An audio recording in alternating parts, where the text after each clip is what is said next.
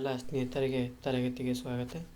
ತರಗತಿ ಪ್ರಾರಂಭ ಮಾಡೋಕ್ಕಿಂತ ಮುಂಚಿತವಾಗಿ ನಮ್ಮ ಒಂದು ಯೂಟ್ಯೂಬ್ ಚಾನಲಿಗೆ ಸಬ್ಸ್ಕ್ರೈಬ್ ಆಗಿ ಪ್ರತಿನಿತ್ಯ ತರಗತಿಗಳನ್ನು ವೀಕ್ಷಿಸಿ ಅನ್ನುತ್ತಾ ಇವತ್ತಿನ ಒಂದು ತರಗತಿಯನ್ನು ಪ್ರಾರಂಭ ಮಾಡ್ತಾ ಹೋಗ್ತೀವಿ. ಇವತ್ತಿನ ತರಗತಿ ವಿಧಾನ ಪರಿಷತ್ತಿನ ಒಂದು ಬಗ್ಗೆ ಚರ್ಚೆ ಮಾಡ್ತೀವಿ. ಅಂದರೆ ಆ ವಿಧಾನ ಪರಿಷತ್ತಿನೊಳಗೆ ಅವರ ಅರ್ಹತೆಗಳೇನು ಮತ್ತು ಅಧಿಕಾರ ಮತ್ತು ಕಾರ್ಯಗಳ ಬಗ್ಗೆ ನೋಡ್ತಾ ಹೋಗೋಣ.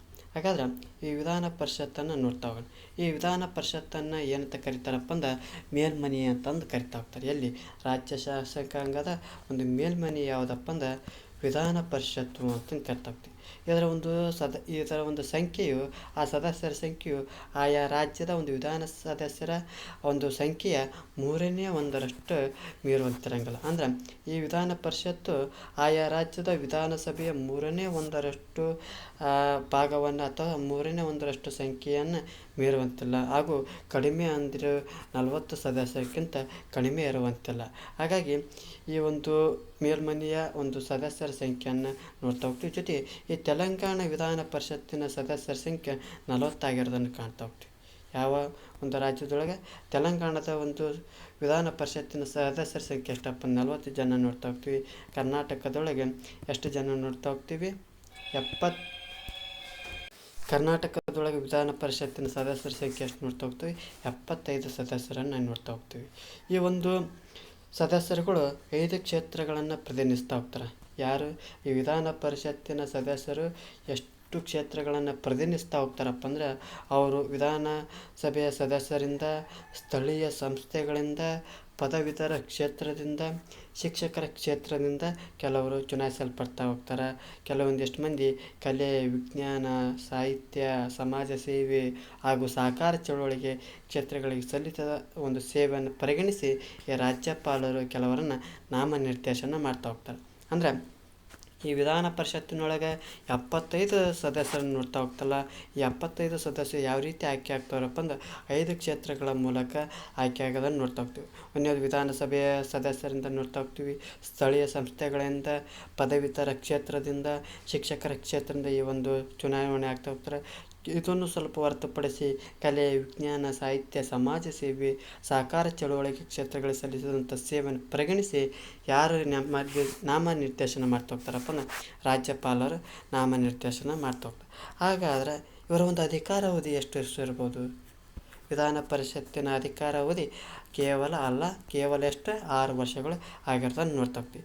ಇದನ್ನು ಅವಧಿಗೆ ಮುನ್ನ ವಿಸರ್ಜಿಸುವಂತಿಲ್ಲ. ಅಂದ್ರೆ ಯಾವ ರೀತಿ ವಿಧಾನಸಭೆ ಮತ್ತು ಲೋಕಸಭೆಯನ್ನು 5 ವರ್ಷ ಪೂರ್ಣಗೊಂಡು ಆ 5 ವರ್ಷಕ್ಕೆ ಮುಂಚೆಗೆ ಯಾವ ರೀತಿ ವಿಸರ್ಜನೆ ಮಾಡ್ತಾ ಹೋಗ್ತಲೆ ಅದೇ ರೀತಿಯನ್ನು ಇಲ್ಲಿ ಮಾಡೋಂಗಿಲ್ಲ. ಅಂದ್ರೆ ಈ ವಿಧಾನ ಪರಿಷತ್ ಯಾವ ರೀತಿಯನ್ನು ಕಾಣ್ತಾ ಹೋಗ್ತಪ್ಪ ಅಂದ್ರೆ ಇದೊಂದು ರೀತಿಯ ಶಾಶ್ವತ ಸದನವನ್ನು ಕಾಣ್ತಾ ಹೋಗ್ತೀವಿ.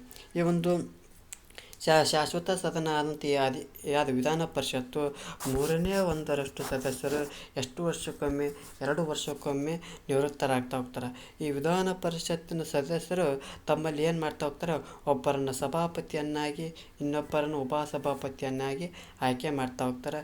ಈ ಸಭಾಪತಿ ಮತ್ತು ಉಪಸಭಾಪತಿಗಳ ಒಂದು ಕಾರ್ಯಗಳು ಏನಪ್ಪ ಅಂದ್ರೆ ಆ ವಿಧಾನ ಪರಿಷತ್ತಿನ ಕಾರ್ಯಕಲಾಪಗಳನ್ನು ಆ ಸಭಾಪತಿಗಳ ಅಧ್ಯಕ್ಷತೆಯಲ್ಲಿ ನಡೀತಾ ಹೋಗ್ತೈತಿ. ಆ ಸದನದೊಳಗೆ ಶಾಂತಿ ಶಿಸ್ತನ್ನು ಕಾಪಾಡುವಂಥದ್ದು, ಆ ಘನತೆಯನ್ನು ಹೆಚ್ಚಿಸುವಂಥದ್ದು, ಕಾರ್ಯಕಲಾಪಗಳನ್ನು ಮುಂದೂಡುವಂಥದ್ದು, ಆ ಸದಸ್ಯರ ಹಕ್ಕು ಬಾಧ್ಯತೆಗಳನ್ನು ರಕ್ಷಿಸುವಂಥದ್ದು, ಆ ಸದನದಲ್ಲಿ ಕೆಲವೊಮ್ಮೆ ಸಮಮತಗಳು ಬಂದಾಗ ನಿರ್ಣಾಯಕ ಮತ ಚಲಾಯಿಸುವಂಥ ಕಾರ್ಯಗಳನ್ನು ಈ ಸಭಾಪತಿಗಳು ಮಾಡ್ತಾ ಹೋಗ್ತಾರೆ. ಈ ಸಭಾಪತಿಗಳ ಅನುಪಸ್ಥಿತಿಯಲ್ಲಿ ಉಪಸಭಾಪತಿಗಳು ಕಾರ್ಯನಿರ್ವಹಣೆ ಮಾಡೋದನ್ನು ಕಾಣ್ತಾ ಹೋಗ್ತೀವಿ. ಮತ್ತೆ ಮುಂದುವರೆದು ನೋಡ್ತಾ ಹೋಗೋಣ.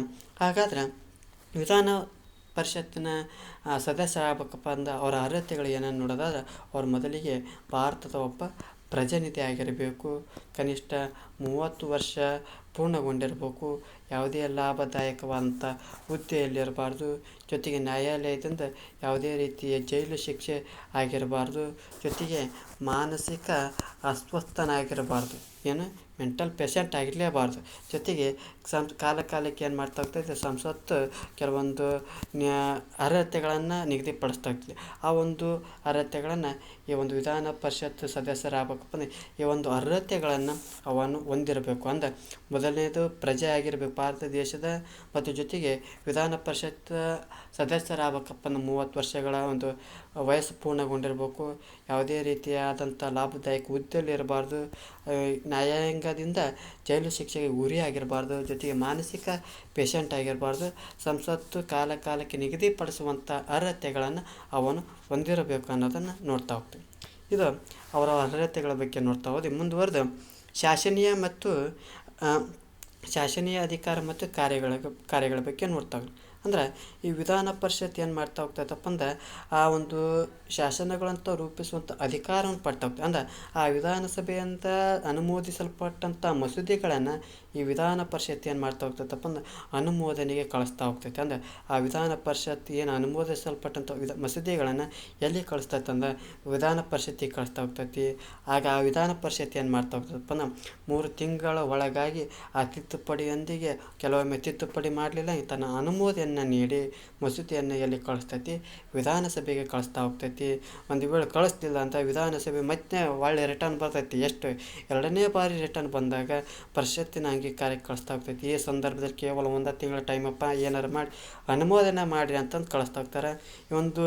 ಒಂದು ತಿಂಗಳ ಒಳಗಾಗಿ ಅನುಮೋದನೆಯೊಂದಿಗೆ ಮಸೂದೆಯನ್ನು ಹಿಂತಿರುಗಿಸ್ಬೇಕು. ಇಲ್ಲವಾದಲ್ಲಿ ಏನಾಗ್ತೈತಪ್ಪ ಅಂದರೆ ಎರಡೂ ಸದನಗಳು ಒಪ್ಪಿಗೆ ಪಡೆದ ಒಂದು ಎಲ್ಲಿ ಕಳಿಸ್ತಾ ಹೋಗ್ತಾರೆ, ರಾಜ್ಯಪಾಲರಿಗೆ ಒಂದು ಅಂಕಿತಕ್ಕೆ ಕಳಿಸ್ತಾ ಹೋಗ್ತಾರೆ. ಇದು ಶಾಸನೀಯವಾದಂಥ ಅಧಿಕಾರ ನೋಡ್ತಾ ಹೋಗ್ತಾರೆ. ಅಂದರೆ ಇವರು ಒಂದು ಕಡಿಮೆ ಅಧಿಕಾರ ಅಂದರೆ ಕೇವಲ ಒಂದು 4 ತಿಂಗಳ ಕಾಲ ಆ ಮಸೂದೆಯನ್ನು ತಡೆ ಹಿಡಿಯಬಹುದು ವಿನ ತಿರಸ್ಕಾರ ಮಾಡುವಂಥ ಅಧಿಕಾರ ಇವರಿಗೆ ಇರೋದಿಲ್ಲ.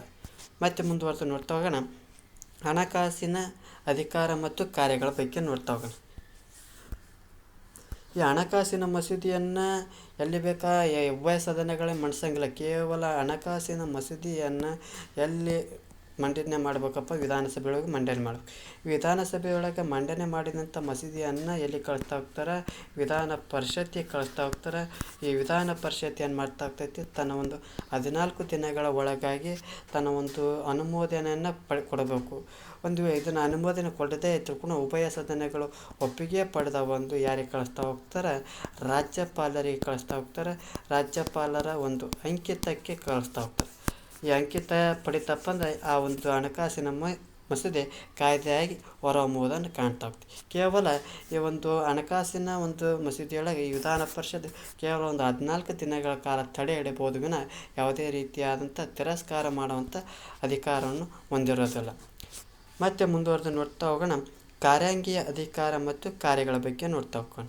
ಅಂದ್ರೆ ಈ ವಿಧಾನ ಪರಿಷತ್ತಿನ ಸದಸ್ಯರ ಆಡಳಿತದ ಮೇಲೆ ಕಡಿಮೆ ನಿಯಂತ್ರಣ ಹೊಂದಿರ್ತಾರೆ.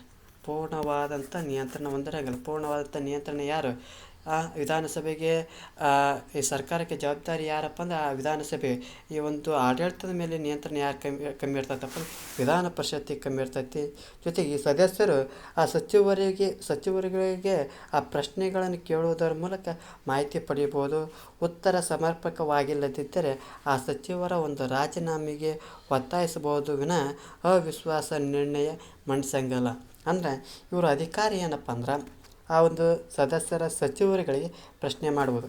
ಆ ಪ್ರಶ್ನೆ ಮಾಡಿ ಆ ಒಂದು ಸರಿಯಾದ ಮಾಹಿತಿಯನ್ನು ಪಡಿಬೋದು. ಒಂದು ವೇಳೆ ಅಸಮರ್ಪಕ ಮಾಹಿತಿ ಪಡೆದಪ್ಪ ಅಂದ್ರೆ ಏನು ಮಾಡೋದು, ಅವರ ಒಂದು ರಾಜೀನಾಮೆಗೆ ಕೊಡಬೇಕಂತ ಒತ್ತಾಯ ಮಾಡ್ಬೋದು, ಪ್ರೆಷರ್ ಹಾಕ್ಬೋದು. ಆದರೆ ಯಾವುದೇ ರೀತಿಯ ಅವಿಶ್ವಾಸ ನಿರ್ಣಯ ಮಂಡನೆ ಮಾಡೋಕ್ಕೆ ಬರಲ್ಲ. ಯಾಕಂದರೆ ಇವರು ವಿಧಾನ ಪರಿಷತ್ತಿನ ಒಂದು ಸದಸ್ಯರಾಗಿರೋದನ್ನು ಕಾಣ್ತಾ ಹೋಗ್ತೀವಿ. ಇದಿಷ್ಟೇನಪ್ಪ ಅಂದ್ರೆ ವಿಧಾನ ಪರಿಷತ್ತಿನ ಸದಸ್ಯರ ಸಂಖ್ಯೆ ಮತ್ತು ಅರ್ಹತೆಗಳು, ಅಧಿಕಾರ ಮತ್ತು ಕಾರ್ಯಗಳ ಬಗ್ಗೆ ನೋಡಿದ್ವಿ. ಈ ಒಂದು ತರಗತಿ ಇಷ್ಟ ಆದರೆ ನಮ್ಮ ಒಂದು ಯೂಟ್ಯೂಬ್ ಚಾನಲಿಗೆ ಸಬ್ಸ್ಕ್ರೈಬ್ ಆಗಿ. ಈ ಒಂದು ತರಗತಿ ಇಷ್ಟ ಆದರೆ ಲೈಕ್ ಮಾಡಿ, ಇಲ್ಲ ಡಿಸ್ಲೈಕ್ ಮಾಡಿ. ಏನಾದರೂ ದೋಷಗಳು ಮತ್ತು ನಿಮ್ಮೊಂದು ಅಭಿಪ್ರಾಯಗಳನ್ನು ಕಮೆಂಟ್ ಬಾಕ್ಸ್ನ ಮೂಲಕ ತಿಳಿಸಿ ಅನ್ನುತ್ತಾ ಈ ಒಂದು ತರಗತಿಯನ್ನು ಮುಗಿಸ್ತಾ ಇದ್ದೀನಿ. ಎಲ್ಲರಿಗೂ ಧನ್ಯವಾದಗಳು.